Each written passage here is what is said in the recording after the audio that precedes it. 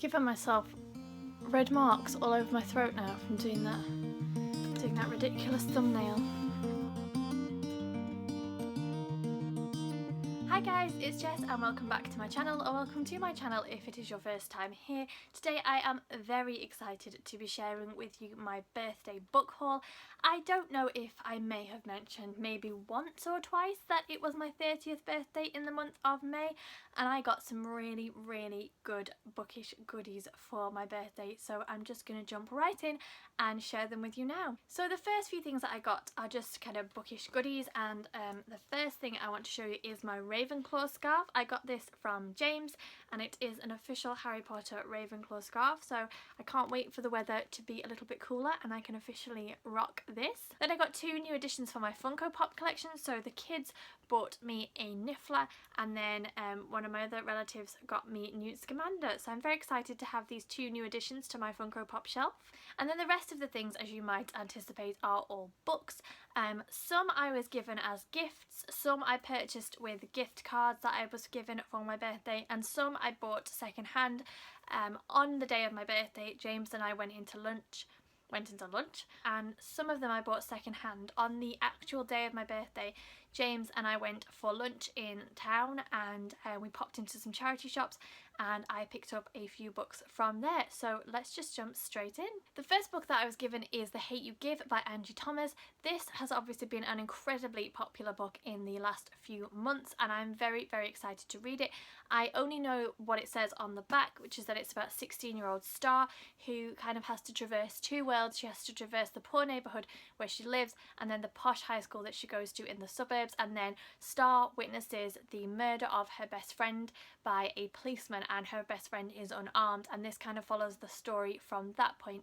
So I've tried to remain spoiler free about this, other than hearing that people have absolutely loved it, so I'm really looking forward to picking this up. Then we have a series of books by Maggie Stiefvater. I want to say they're called the Shiver books, but I'm not sure, but the first one is Shiver, then we have Linger, then Forever, and finally Sinner. So I was given the entire series of these books. I know very little about them. I believe that they're YA and that they are, it says on the back, a chilling love story that will have you hooked from the very first page. When a local boy is killed by wolves, Grace's small town becomes a place of fear.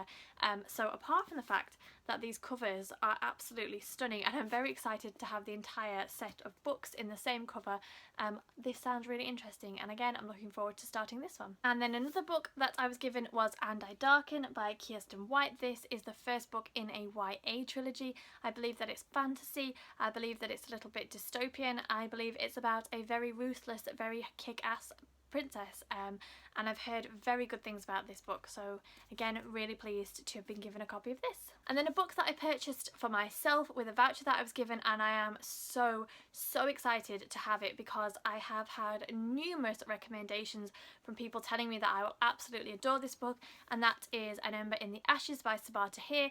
This is a YA fantasy book. I think it takes its influence from the Roman Empire.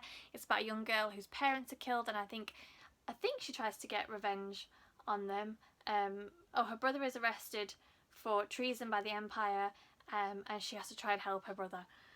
So I have tried to remain as spoiler free as possible about this book, but I have heard so many people rave about it, and I have had so many recommendations for people saying that I will enjoy it, not to mention the fact that it is blurbed by Brandon Sanderson, and we all know how much I loved the Mistborn trilogy, so I don't know when I'm going to get to it, but I'm super excited that I now have it, and that I can start this series. Next up we have The Martian by Andy Weir. This is a book that I picked up second hand, and I think it might be the American cover because I don't think I've ever seen a British cover with this kind of shortened front flap before.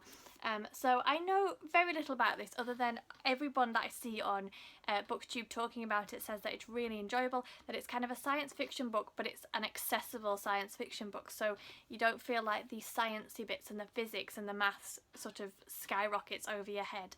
And I just don't know anything about it. I know that it's set on Mars. I know that the astronaut that goes there ends up being stranded there and is convinced that he's going to die or something like that. But I'm just really excited to read it. I feel like a lot of the booktubers that I watch and love have loved this book, and so I have high hopes that I will also love it. The next book I have is The Lies of Locke, Lamora by Scott Lynch, and I picked this one up because I have heard that this is a very morally grey book.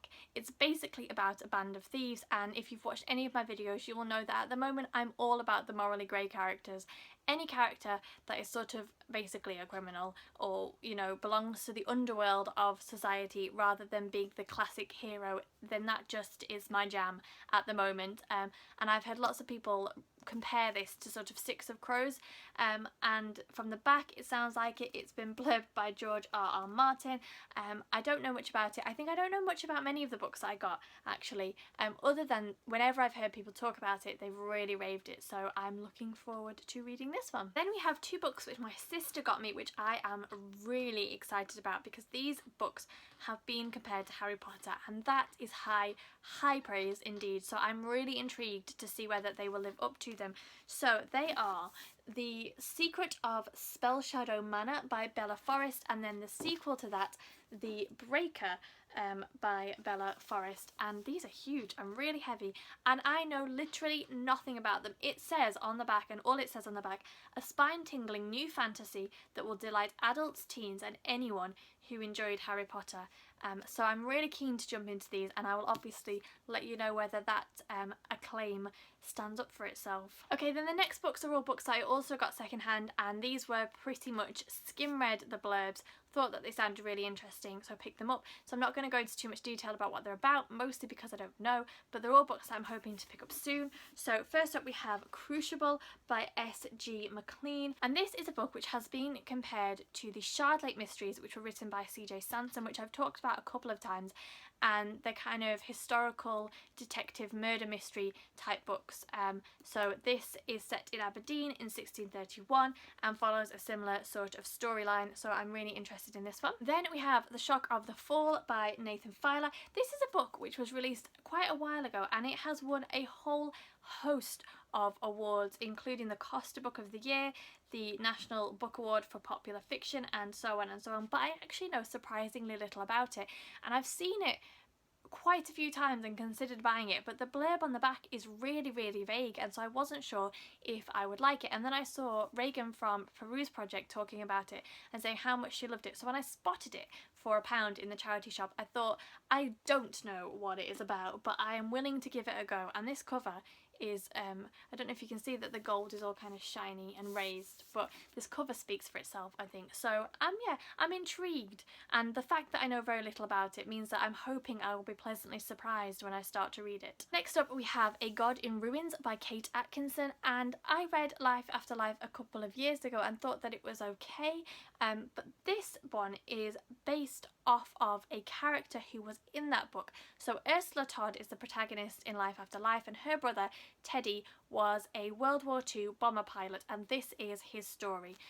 So it says on the back, it just relates to the life of Teddy Todd, would-be poet, heroic World War II bomber pilot, husband, father and grandfather. So yeah, I'm interested to see the take that she will have written based on Life After Life, which I enjoyed the writing style. I didn't necessarily enjoy the premise of Life After Life, so I'm going to give this one a go and see what I think. Next up we have The Officer's Lover by Pam Jenoff. I read The Orphan's Tale by Pam Jenoff earlier in the year and absolutely loved it, so when I spotted this I had to pick it up. Don't know much about it. I think that it is historical fiction again, and it's about an intelligence officer who witnessed the death of her boyfriend when she was at university, and now she is getting involved in all kinds of I don't know, terrible, dangerous events, I think. So I'm not too sure. That's a really bad summary, but I really love the writing style of The Orphan's Tale, so I'm willing to take a punt that I will also enjoy this one. And then a book that I don't know much about either, but I'm really excited to read, and that is She Reads Truth by Rachel Myers and Amanda Bible Williams. And this is a book which has been birthed out of the She Reads Truth community, which you can find on most social media channels. I think I follow them on Instagram, and it's basically the story of these two women who wrote the book, who discovered through their different lives and circumstances that only God and his word remain unchanged as the world around them shifted and slipped away. So that's all I know. I was given this by my brother and sister-in-law, and I'm excited to read it. I don't know what it's going to be like. It's not something that I'd come across before. I didn't even know about the She Reads Truth community before being given this, but I am excited to see what it's about. And then finally, and I loved all of the books that I was given. I loved every single one of them, but this next trilogy is one which I am just particularly excited about reading, because this author will always hold a very special place in my heart, and that is the Ship of Magic trilogy by Robin Hobb. So we have Ship of Magic, The Mad Ship, and Ship of Destiny, and these books are like mammoth books. Each one is well over 800 pages long, and I'm just really excited to jump back into the world of Robin Hobb. I've heard both Julie from A Girl and a Book and Katie from Life Between Words say that these are better than the Farseer trilogy books, and the Farseer trilogy is one which will always hold a nostalgic place in my heart, because it's one of the first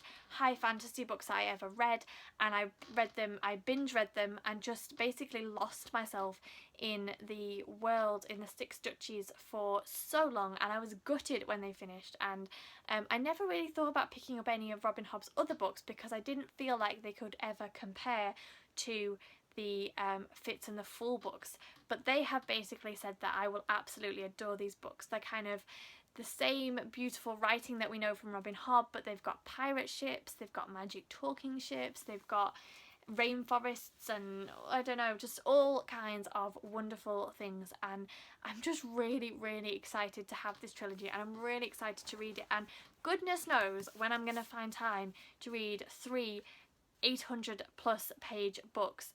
But Robin Hobb books for me read really quickly, and if they are half as good as Julie and Katie have suggested they are, then I have a feeling that I'm going to fly through them. So as I said, I loved all the books that I was given, but I am particularly excited about owning this trilogy, and I cannot wait to start it. So they are the bookish goodies and the books that I got in the month of May. I was incredibly spoilt by my family and friends in the month of May, not to mention, along with all the books and bookish goodies that I got several bottles of Prosecco, and what more could you possibly want? So thank you for watching.